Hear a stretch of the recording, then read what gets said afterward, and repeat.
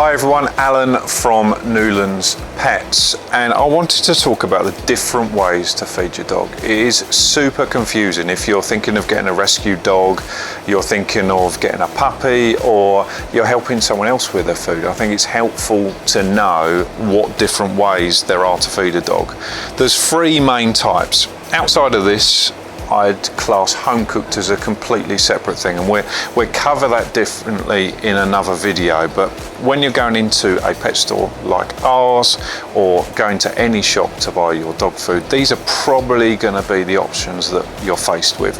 So there's wet food. It sometimes comes in pouches and it's sort of squishy, it's wet, it's cooked. It's important to know that. A lot of people think that that's raw. It's not, it is a cooked food. And sometimes you'll get it in cans. Most of you will be familiar with that. There's dry food. So it's sometimes known in the industry as kibble. To be honest with you, I've got no idea why, but it's a dry food.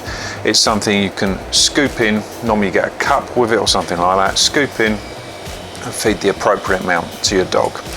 And there's raw food. You've probably heard a lot about it, you might not have seen it.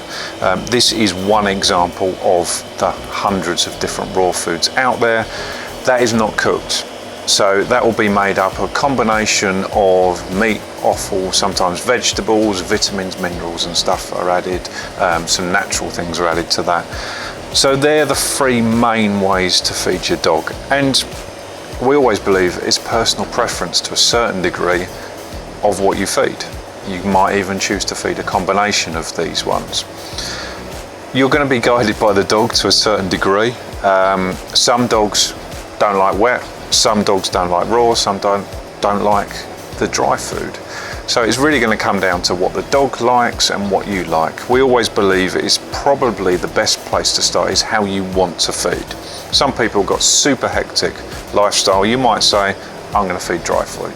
Or you might say, no, I want to feed a raw food, just because I think that's going to be the best way to feed.